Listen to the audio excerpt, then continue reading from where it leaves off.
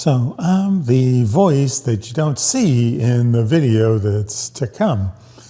But I came back to the public market here. We're right above the public market in downtown Santa Barbara, just to say a few words before we get started. Rodger, what a guest, huh? What a great interview.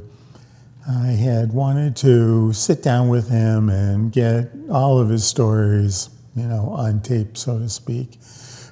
Two things jump out is Rodger rides his bike every day. And, for urban planners, bicycle advocates, the catchphrase is often for all ages and abilities. So the city of Santa Barbara has done a good job of closing State Street to cars such that myself and children and people like Rodger can ride with a degree of safety more so than if cars were out there. The second item is the micro-socializations that Car-Free Street offers. The city put Adirondack chairs out there, so many an afternoon, myself and others are sitting down, shooting the breeze, and Rodger will come by, and he almost always stops to say hello, and then he moves on. But I think you'll get an impression as to how he feels about those little micro-socializations. So I'm Frank Peters. Thanks for watching. You want to hear about my Monday? Yes, tell me about your Monday. I got up and was going to call my son, and my Braille phone that he got me a couple of years ago didn't work. It's a big pad phone. And so I got out my flip phone and called him, and he came over, fiddled with it and got it to work, but he ordered me a new phone. Then I went down to go grocery shopping, that's the only time I ever drive. And my car was deader than a doornail. I just drive on Monday to Ralph's, and it was gone. So I got the auto club, and my phone is working now. I haven't heard back from my mechanic. I had a phone die and a car die on the same day. Well, you should have gone and bought a lottery ticket, I always say, because your luck could only get better. I used to play the lottery. My mother's wish was that she wanted to go on the big game show on TV. And so she used to collect all of our birthdays, and she would play every Friday. Oh. We never won. Never won, yeah. Well, Rodger, thanks for coming out to spend some time with me. I have nobody to talk to hardly anymore, and the words don't come like they used to, so it's the nature of aging. It is the nature of aging, isn't it? Some of the people we used to talk to on a regular basis are gone. All my friends are gone. All my Facebook friends are gone except for my son, and he sends me pictures of my grandson. Mm-hmm. Mm-hmm. Now, grandson, let's talk about that for a second. You have granddaughters, right?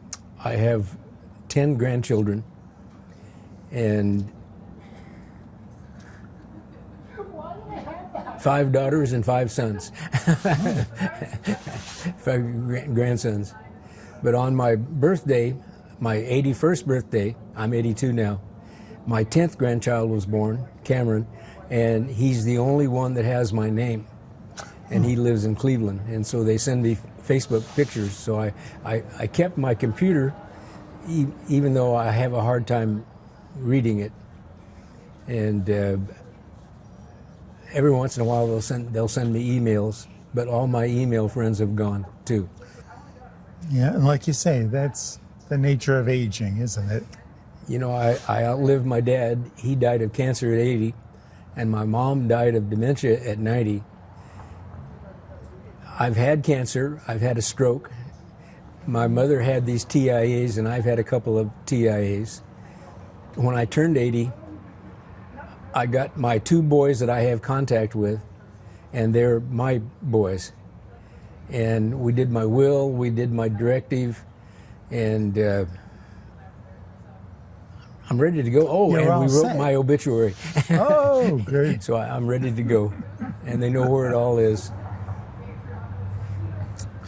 Well, you've got a good, like, you might say, gallows sense of humor, Rodger. You're often chuckling about Well, the nature of this stage of life. I take Woody Allen seriously, and he says, I'm not afraid of death. I just don't want to be there when it happens.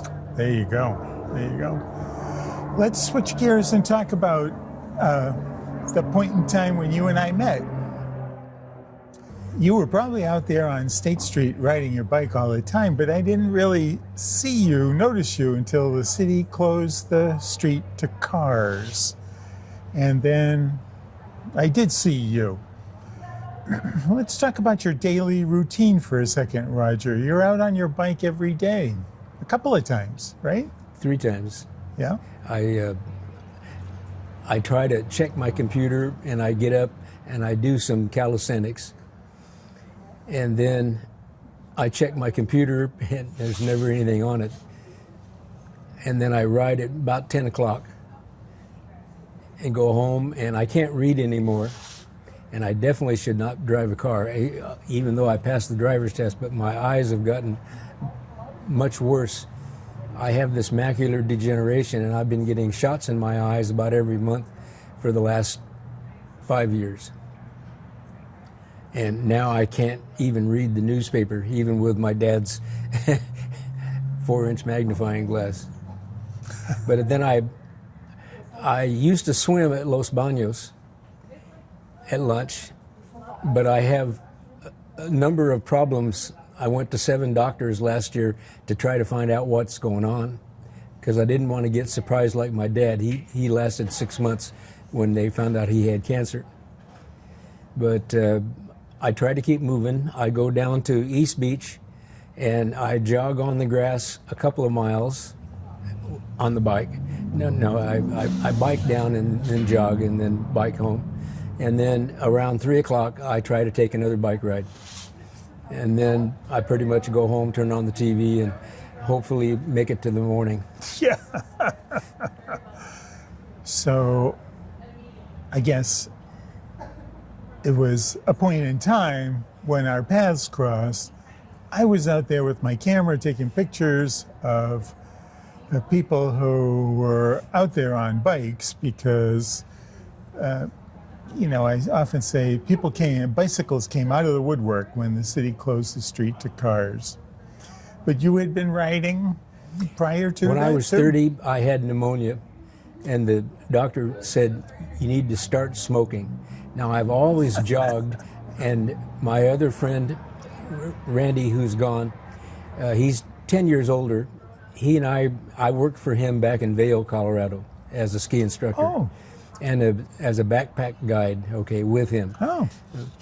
And he stopped smoking, and we started running marathons. Well, he's been dead about 15 years, and I got bursitis in my hips, and so I can't run on the pavement anymore. But I found during the pandemic, I stopped swimming, and I can run on the grass. So I just try to keep moving. You're quite a testament to getting your daily exercise, Rodger. Huh? I see you're out there making it happen. I've outlived all my friends. Yeah. Now, I noticed you with a camera often, but then I met you when you did your video on the Christian Science building. So that was when I first met you. That was my projection show, I call it. I did right out here at Victoria and State Street. I had about 10 people tell me that they saw me in the video. In the slideshow. Yeah, great. That was a fun project. I did just a short run with that. But that was fun. I remember you asked me once, where am I in your projection show? And I told you, do you remember? I was in the beginning. You were the first slide that I put up there. So I've had this admiration for you, Rodger. I led off the slideshow with a shot of you. We were walking down, my two boys and I, to go to dinner when we saw the show. Oh. And I had seen people that have told me that I was in the show. And we didn't see me that night when we were walking down. Well, I'll do it again sometime soon. I hope, like I tell my son, my grandson Cameron is walking now. He's a year old, and he went to his first trick or treat. They live in Cleveland, but they send me pictures. So I hope I live long enough to get to know him. Oh, good. Great, Rodger. When I called them, I called his wife as well, and I talked to Cameron, and I tell him this is Papa, and he can say Papa now. Oh, great. I know. Great. Let's switch gears again, Rodger. I have, the Adirondack chairs out there on State Street. Yes. People will gather, and sometimes you will come along and stop too, and introductions get made. And in a couple of times I've heard you ask the question, somebody you don't know, where did you go to high school? That's one of your opening questions, isn't it? Why is that? I taught here high school for 30 years ago. And there's about 10,000 between ages 45 and 75. And you'd be amazed how many times that I get somebody who remembers me, okay, or I remember. I also have, there were only 2 high schools when I started teaching in '64, and us in Santa Barbara High. But my oldest son went to Ventura High. My stepdaughter went to Santa Barbara High. My 50-year-old son went to Santa Barbara High. My daughter went to Dos Pueblos High, and then my youngest son, who's 40, went to San Marcos High. So if I don't know them, they usually know one of my kids. Oh, there you go. Yeah. So Cover that's the waterfront, so to speak, huh? the boy Art that works for the city going up and down with the cart. Mm-hmm. I taught his stepdad, who was a firefighter, how to ski back in Vail. Oh, boy. Yeah, I know. And may I start with, would you state your name? Sure, my name is Art Visueta. I'm a Santa Barbara resident my whole life. Arizona plane 52 added 3 Paul Charles. I bumped into Rodger Hembree a couple of days ago. He told me a story about your stepdad. Well, he wasn't my stepdad, but he was a person my mother was dating for a good 10, 15 years, so I guess he kind of was my stepdad. Yeah, I would say that. Yeah, he taught him in high school, and apparently he taught him how to ski. Danny was part of the football team, so I'm pretty sure Rodger knew him pretty well. Yeah. Is Danny still alive today? Unfortunately, Danny passed on in 2022. He was a local fireman, and he died with an honorable man. So you're saying you see Rodger several times a day out here? He's always riding his bike up and down the street, saying hi to people. Always says hi to me. He's a really funny guy. He's quite a character, actually. Anytime he stops and talks, to me, he always cracks jokes about his own mortality. How old he is, and he's not going to be here soon, or all his friends are gone, or something like that. But he is always in great humor about it. So he has got a great gallows humor. Gallows humor, absolutely. That's Rodger. Yeah. And then this morning, there was a guy in a truck that said, "Hi, Hembree," and he must have been about 50 years old. And I said, "I don't know you. Who are you?" And he said, "Juan Carrillo. I was one of your students at La Cumbre Junior High PE." And I said, "I didn't recognize you. You look much older now." Exactly. You were a coach as well. The first 10 years, I coached football and baseball at San Marcos, JV baseball, and I worked my way up to varsity quarterback coach with 2 different coaches. Then I have 2 master's degrees, one in school administration, one in psychology. And I was doing counseling, trying to get my hours in, and I didn't like that. And Cal Poly required, I went to Cal Poly, I got my BA at UCSB, but there was a whole bunch of people getting GI Bill, and so we drove to Cal Poly. Cal Poly was a lot, UCSB wanted you to go full-time to graduate school. Cal Poly had 3-hour classes 2 or 3 times a week. And so there was a bunch of us that, and you had to have a master's to get on top of the pay scale.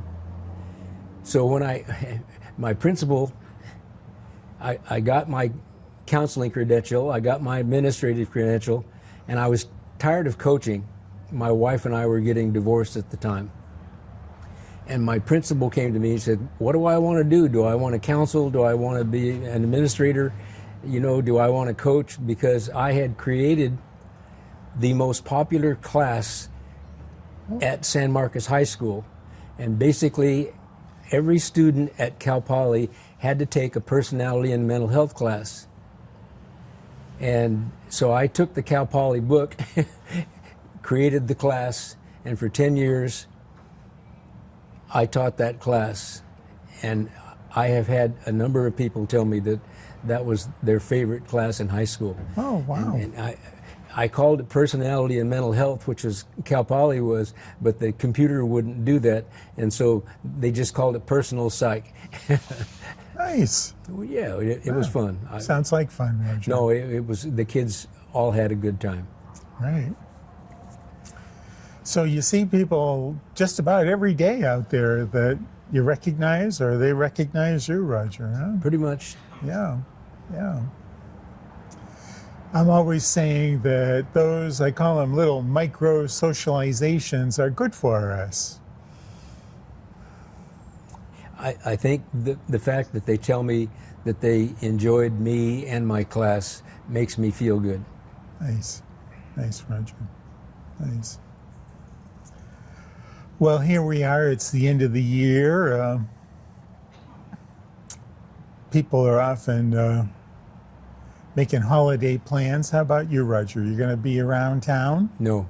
No? No, I'm avoiding the holiday. I did put my mother's plastic wreath on the door, Yeah. and I put a little Santa into my cup change. He's hanging on. And then my mother had a little angel caroler, and I put that out. And that's pretty much all the decorations. Yeah. But Yeah. I don't have family, haven't had for 20 years, and none of my kids live in the area. So I'm trying to just avoid it. I did get invited to a couple of Thanksgiving dinners, and I declined. And nobody's invited me for Christmas, but I will decline. Yeah.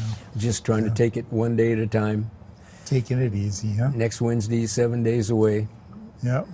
Yeah, that's right. 7 days away. But there's 6 basketball games on, Oh. so that I know what I'll be doing in between my bike rides. That's often a little casual topic we discuss when I see you. You always had a football game that you wanted to see each weekend. So you're paying attention to, it was always college sports, I think. I prefer the college football over the NFL. I do turn it on mainly because Saturday and Sunday, the politics is all the alternative, okay? But Friday and Saturday, the college football playoffs begin, and they should be good games. Mm-hmm. I don't enjoy what they've done to college football. I miss the conferences, I miss the bowl games, okay? But the teams that they've got with this money grab, okay, they're good games. Yeah. And what most coaches will tell you is you can't predict the winner of a college game. Yeah, right. They're so volatile. It makes them more exciting. Yeah. Well, yeah. Yeah. And there are a few fans left. Yeah. Roger, you've seen a lot of changes in Santa Barbara, in downtown Santa Barbara. What are your thoughts on that? Well, Goleta, when I moved here in '61, was nothing more than lemon orchards and walnut orchards.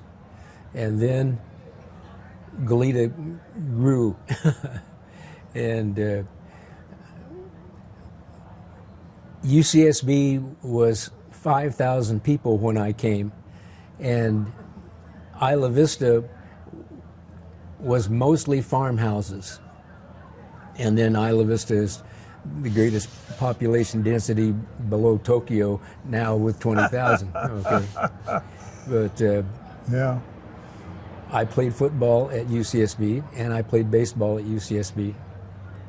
And we had a funny bumper sticker that we all had. UC Santa Barbara. The post office was called Santa Barbara, but it was out at the airport. And Thomas Stork created a flag so that the airport would be part of the city. And so the bumper sticker was UC Santa Barbara, where in the hell is Goleta? I've never heard that one, Roger. Well, it was fun. But it was, my wife and I got married the day they buried John Kennedy. Oh, jeez. And should have been a lesson there somewhere, but she had a teaching job, and then I finished a semester later and got a teaching job. And so housing, we've owned 5 houses and built one, she and I, and housing was available then. I don't know what I would do if I lost my apartment that I've had for 26 years. Housing is scarce in this town and inexpensive as a result. When I moved my mother here when she was 80, and she had macular degeneration like I do, and she was beginning dementia, and she had TIAs. And I noticed at the time, this was around 2000, that if you made $40,000 or less, you qualified for Section 8 housing subsidy. And so I applied. I don't make $40,000 on my teaching retirement. I quit early and did other things. But anyway, about 5 years later, when my son was going to college, about 2003, they called and said, "We have a Section 8 voucher for you." And so I went to the management, and they said, "Well, we don't take Section 8, but you're a good tenant. We'll take it if you don't tell anybody." Ooh, you got a hummingbird. Oh. And so I've been getting Section 8 housing for 20 years. The rent when I started was $700 a month. I'm paying $800, and the housing voucher pays $1,300, which is what they rent for the studios where I live, $2,100 a month. So I couldn't afford that. You're fortunate you have. Yeah, I worry about that. Yeah. I have a very good friend, my Vail friend that I work for. His wife is 94 and she's in a home. And every once in a while she emails me how she's doing. But her daughter, which is her only child, put her in this home, and she's isolated now. She has no friends, and I don't know what's next. I worry about that a lot. Mm-hmm. Mm-hmm. Yeah, I think that's something a lot of people can relate to, Roger. I see an ad on TV about Vista Del Monte, and the ad is Cliff and Jan Purcell, who I taught with and went to school with at UCSB.